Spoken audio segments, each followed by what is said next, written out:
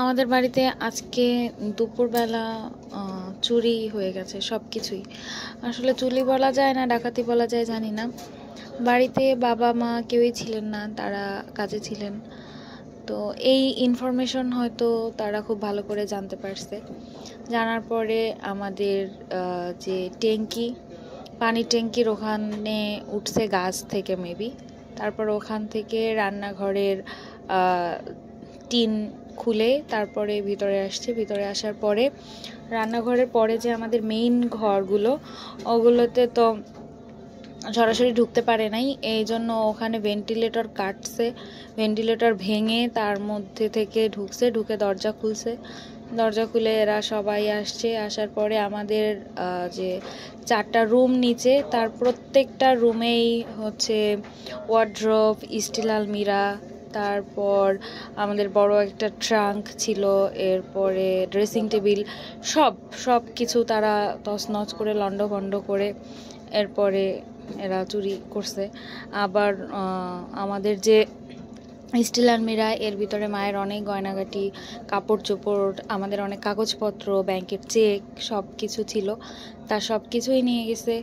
আবার স্টিল আলমিরার ভিতরে যে লকার থাকে, সেই লকারও ভাঙছে। তারপর ওয়ার্ড্রোবে যা কিছু ছিল এর মধ্যে, মানে তারা এমন চোর, কাগজপত্র কোনো বাদ দেয় নাই, সমস্ত কাগজপত্র তারা নিছে যেগুলা ইম্পর্টেন্ট ছিল। আবার হচ্ছে যত চেক ছিল বা হচ্ছে ব্যাংকের কাগজপত্র যেসব ছিল সেগুলো সব। তারপরে ল্যাপটপ ছিল, ল্যাপটপ। এরপর আমাদের কাপড় চোপড়ের ভিতরেও যেগুলো ইনটেক কাপড় ছিল, যেগুলো কাতান, বেনারসি, এই টাইপের কাপড়গুলো সব নিছে। এবং এরপরে যা যা পারছে আর কি সব, এমনকি যা যা পারছে তার ভিতরে কম্বল, বিছানার চাদর সহ, মানে যা কিছু ছিল, যা কিছু তারা নিতে পারছে সব কিছু নিয়ে গেছে। তার ভিতরে যেগুলো মানে ইনটেক ছিল, গহনাগাটি, মায়ের যা যা ছিল সব। শুধু হাঁড়ি পাতিল মনে হয় নেওয়ার ইচ্ছা ছিল না, তাই নেয় নাই। এর মধ্যে অবাক করা বিষয় হয়েছে যে আমাদের যে দা, বটি, ছুরি মোটামুটি যা ছিল সেগুলো পর্যন্ত নিয়ে গেছে। মানে এরা যে কি লেভেলের চোর, তাই হচ্ছে প্রশ্নের বিষয়।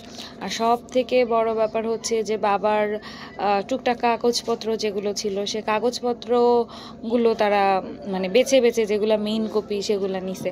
তো এ থেকে আসলে প্রশ্নের বিষয় হচ্ছে যে তাদের মেইন উদ্দেশ্য কি ছিল। কাগজপত্র কখনো কোনো চুরি করে নেয় এটা তো আমি খুব একটা দেখি নাই। আমাদের চারপাশে ভালোই লোকজন আছে, তো এত কিছু ঘটানোর জন্য তাদের তো কমপক্ষে একটা ভালো সময় লাগছে, কিন্তু কেউ কিছুই টের পায় নাই।